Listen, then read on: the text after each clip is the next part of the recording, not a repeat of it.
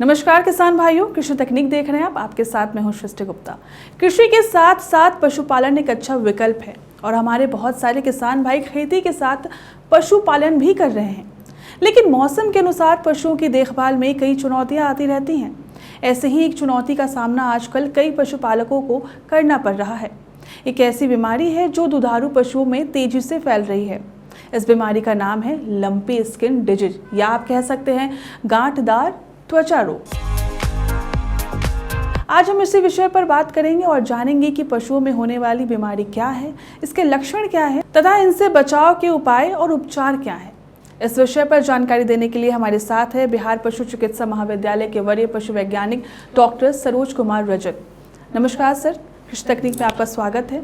सबसे पहले आप बताइए हमारे किसान भाइयों को कि लंपी स्किन डिजीज क्या है और क्यों होता है। जी, लंपी स्किन डिजीज एक तरह का वायरस जनित बीमारी है। ये पॉक्स वायरस ग्रुप का होता है और ये जितने भी हमारे गाय हैं और भैंस को भी प्रभावित करता है। गौवंश के सभी पशुओं को ये बीमारी होती है। इस बीमारी में पशु का जो स्किन है उसके ऊपर गोल गोल गांठ पड़ जाते हैं, चकत्ते बन जाते हैं और फिर वो आगे चल के वो जख्म बन जाते हैं और जख्म जो है फूट जाते हैं और उसमें से फिर मवाद बहने लगता है। कई बार जख्म पुराना होने के बाद उसमें कीड़े भी पड़ जाते हैं और पशु को साथ में बुखार भी होगा। काफ़ी ज़्यादा पेनफुल कंडीशन में पशु हो जाते हैं। एक्चुअली ये जो जख्म होते हैं वो सिर्फ बाहर ही नहीं होते हैं, अंदर में जो ब्लड वेसल्स होते हैं एनिमल का वो सब ब्लड वेसल्स में भी ये प्रभाव अपना डालते हैं। इंटरनली भी बीमारी इंटरनली भी ये जख्म जो है फैलता है। तो ये एक तरह का संक्रामक रोग है और एक पशु से दूसरे पशु में भी बहुत तेज़ी से फैल जाता है। इन दिनों हमारा बिहार राज्य में बहुत सारे पशु जो है आक्रांत हो चुके हैं इस बीमारी से। हमें कई पशुपालक भाइयों का फ़ोन मुझे आ रहे हैं पर्सनली और वो लोग पूछ रहे हैं, सर ये बीमारी कौन सी है, अपने पशु को कैसे उपचार कराएं।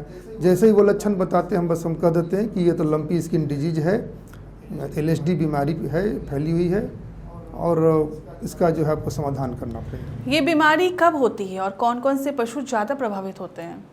जी, काफ़ी अच्छा प्रश्न है। देखिए, ये बीमारी हम लोग पहली बार देखे थे 2023 में। हमारे देश भर में ये बीमारी आई थी उस समय और गौवंश के बहुत सारे पशु जो है उस समय मारे गए थे इस बीमारी से। तो ये बीमारी कोई इसका पार्टिकुलर सीजन नहीं होता है। जैसे कई बीमारियां सीजनल होती हैं, गलाघोटू, लंगड़ी, खोरहा, ये सब सीजनली होती हैं, लेकिन इसका कोई पार्टिकुलर सीजन नहीं होता है। ये वर्ष भर में किसी भी समय बीमारी हो सकती है और इसका आउटब्रेक जो है कभी कभार होते रहता है। तो कोई इसका पार्टिकुलर तो टाइम नहीं है। और सवाल है कि कौन से पशु आक्रांत होते हैं।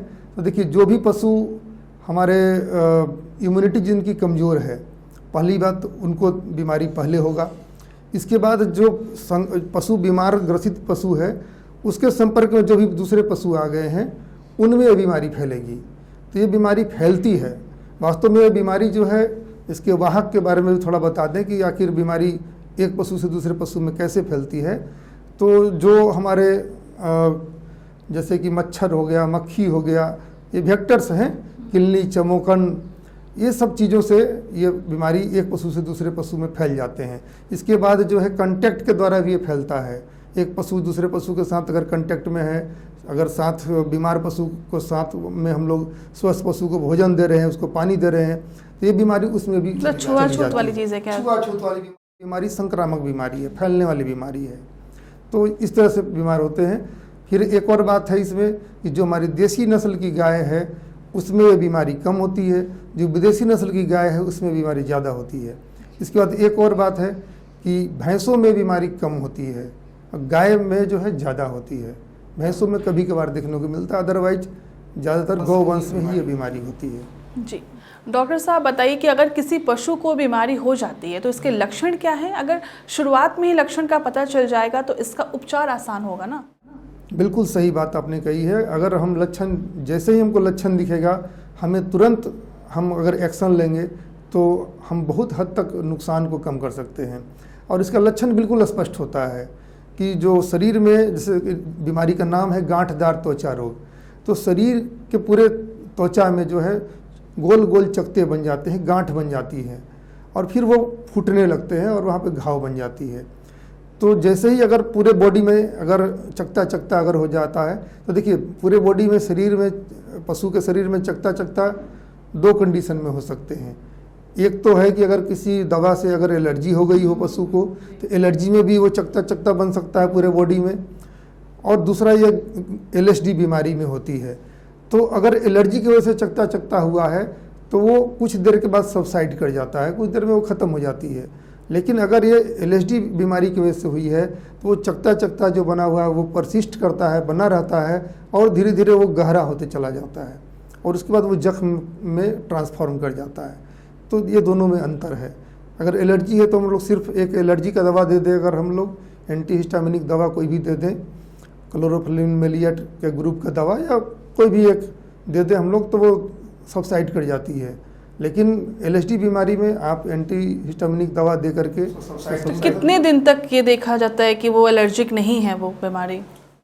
देखिए, अगर पहली बात तो आपको ये देखेंगे कि एलर्जी होगी या तो कोई दवा से होगी या पशु ने कुछ खा लिया उसकी वजह से होगी। तो अगर आपने कुछ दवा खिलाया है या कोई नई चीज़ें आप उसको खिलाए हैं पशु को, तो पहले आप उस पर गौर कर सकते हैं कि उसकी वजह से एलर्जी हो सकती है। अदरवाइज आप एक दिन तक प्रतीक्षा कीजिए। अगर आप एंटी एलर्जिक दवा नहीं भी देते हैं तो भी धीरे धीरे जो है एलर्जी अगर है तो अपने आप कम हो जाएगा।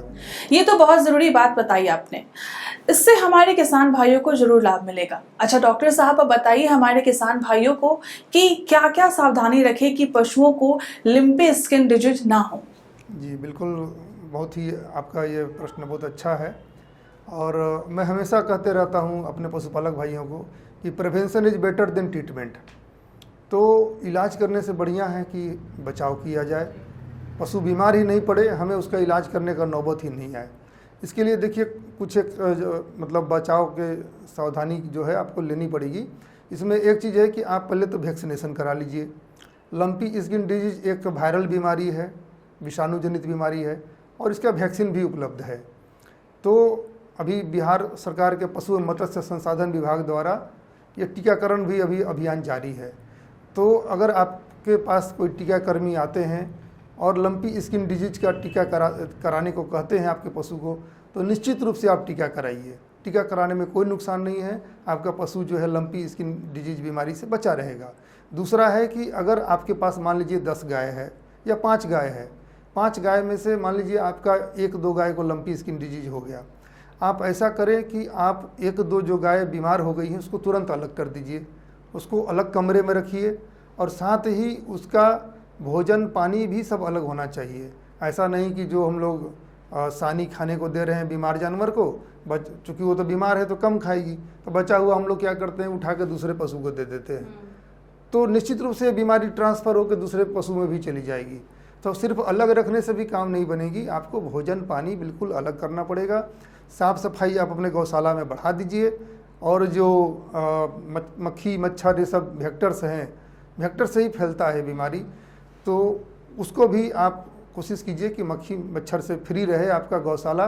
गंदगी कम रहेगी तो स्वाभाविक तौर पे वो सब भी कम रहेंगे और बीमारी फैलने से बचेगी। इसको फैलने से रोकना सबसे बड़ी चुनौती है और ये आपको करना बहुत जरूरी। मतलब जैसे आया था कोरोना टाइम, क्वारंटीन कर देने के लिए। बिल्कुल बिल्कुल, आपको क्वारंटाइन कर दीजिए आप एनिमल को जो ऑलरेडी बीमार हो चुका है, उसके बाद बचे हुए एनिमल को आप वैक्सीनेट करा लीजिए। सबसे बेस्ट तरीका है इस बीमारी को आपको रोकथाम करने के लिए। बिल्कुल, ये तो हुई बीमारी से बचाव की बात, लेकिन यदि किसी पशु को ये बीमारी हो जाती है तो इसका उपचार हमारे किसान भाई कैसे कर सकते हैं? जी बिल्कुल, अभी ज़्यादातर जो हमारे किसान बंधु हमें फ़ोन कर रहे हैं और ये बता रहे हैं कि उनके पशु में ये लंपी स्किन डिजीज का लक्षण दिख रहे हैं और पूछते हैं कि डॉक्टर साहब अब हम क्या करें, पशु तो हमारा ऐसा बीमार हो गया, प्रोडक्शन भी ख़त्म हो गया, दूध भी नहीं मिल रहा है, पशु की मृत्यु हो जा रही है, बहुत सारे पशुओं की मृत्यु हो जा रही है। तो उपचार इसमें बहुत महत्व रखता है। तो सबसे पहले मैं बता दूं कि आपको तो एक पशु चिकित्सक से परामर्श लेना ही पड़ेगा, क्योंकि ये काफ़ी गंभीर बीमारी है और जानलेवा बीमारी भी है। और इसका लाइन ऑफ ट्रीटमेंट मैं बता देता हूं, चूँकि ये एक वायरल बीमारी है तो वायरल बीमारी का ना कोई पार्टिकुलर एक ट्रीटमेंट नहीं होता है, सिम्टोमेटिक ट्रीटमेंट किया जाता है। यानी जैसा लक्षण दिख रहा है वैसा उपचार किया जाता है। जैसे आप यहाँ देखेंगे कि पूरे शरीर में चकता चकता होकर गांठ बन के घाव बन गई, तो घाव के लिए आपको दवा देना पड़ेगा। वो दवा जो है एम्पिसिलिन क्लोक्सासिलिन ग्रुप का दवा हम देंगे, उसका कॉम्बिनेशन का दवा देंगे तो वो घाव जल्दी सूखेगी। उसके बाद पूरे बॉडी में चूँकि इचिंग भी होती है तो हम लोग एक एंटी एलर्जी दवा भी देते हैं, ठीक है। तो उसमें क्लोरोफेनामिन मेलिएट नाम का ग्रुप का दवा, एंटी हिस्टामिनिक दवा एक देंगे हम लोग। तो एक ये हो गया। इसके बाद देखा गया है कि इसमें जो है आइवरमेक्टिन भी बहुत अच्छा काम करता है। तो बॉडी शरीर के बॉडी वेट के अनुसार आप जानवर को आइवरमेक्टिन का भी इंजेक्शन इसमें दिया जाता है, जो कि अच्छा काम करता है। इसके बाद जो वुंड हो गए हैं, वुंड पे जो है आपको स्प्रे करना पड़ेगा। कुछ वुंड मैगोट वाला स्प्रे आती है, तो वो आपको दवा स्प्रे करनी पड़ेगी। तो उस तरह से आप जो है जैसा जैसा लक्षण दिख रहा है वैसा वैसा आपको करना पड़ेगा। साथ में नीम का अगर पत्ता का घोल बना करके पूरे बॉडी को आप उसको धोइए तो एंटीसेप्टिक का अच्छा काम करता है जी। और साथ में आप जो है डॉक्टर के सलाह जरूर लेते रहिए, क्योंकि अगर कंडीशन जैसे जैसे चेंज होता है, मान लीजिए कंडीशन एग्रीवेट हो गया तो दवा भी चेंज कर दिया जाता है। मान लीजिए हाँ एक दवा रिस्पॉन्ड नहीं कर रहा है सही से नहीं, तो दवा का ग्रुप चेंज करना पड़ता है कई बार। और सबसे बड़ी बात होती है कि हमेशा दवा जो है एनिमल का बॉडी वेट के अनुसार दिया जाता है। तो ये डॉक्टर डिसाइड करते हैं कि भाई कितना डोज में हम दवा दें, सही दें। इसलिए पशु चिकित्सक की परामर्श बहुत ज़रूरी है। और ये लाइन ऑफ ट्रीटमेंट रहता है कि जो सिम्टम्स दिख रहा है उस सिम्टम्स के अनुसार उसकी मेडिसिन जो दी जाती है। डॉक्टर साहब बताइए, अगर ये जो बीमारी आपने बताई लिम्पी, ये अगर किसी इंसान को इससे कोई प्रॉब्लम है कि नहीं, जो पशुपालक हैं उसको अगर देखभाल कर रहे हैं तो, क्योंकि ये स्किन का है तो ऐसा है कि ये बीमारी एक स्पीसीज स्पेसिफिक है ये। अच्छा। हाँ, मतलब ये गौ वंश में होगा या फिर भैंस वंश में होगा, इसके अलावा किसी दूसरे स्पीसीज में ये ट्रांसफ़र नहीं होती है, ये जूनोटिक नहीं है। इसलिए ये बीमारी जब होगी तो सिर्फ पशुओं को ही होगी और किसी इंसान में मतलब जनरली लोगों को ऐसा लगता है कि स्किन पे हुआ है, रैशेज है या कुछ हुआ है, तो ऐसा ना हो कि इंसान को भी फैले। ये पशु से इंसान में नहीं आती है। मतलब बहुत अच्छी बात है कि जो पशुपालक है उनको बेफिक्र होकर के अपने पशु का सेवा कर सकते हैं। इलाज कीजिए, ध्यान दीजिए और पशु चिकित्सक की सलाह जरूर लीजिए। डॉक्टर साहब सच में ये तो बहुत ही ज़रूरी जानकारी है जो हमारे किसान भाइयों को जाननी चाहिए। आपका बहुत बहुत धन्यवाद। और किसान भाइयों, डॉक्टर साहब की बताई बात को आप ज़रूर याद रखिएगा, क्योंकि ये आपके बहुत ही काम आने वाली है। तो इस वीडियो में इतना ही, मिलते हैं अगले वीडियो में ऐसे ही इम्पॉर्टेंट जानकारी के साथ। तब तक के लिए देखते रहिए कृषि तकनीक को, क्योंकि कृषि और पशुपालन की सही जानकारी आपको मिलेगी सिर्फ इसी चैनल पर। धन्यवाद।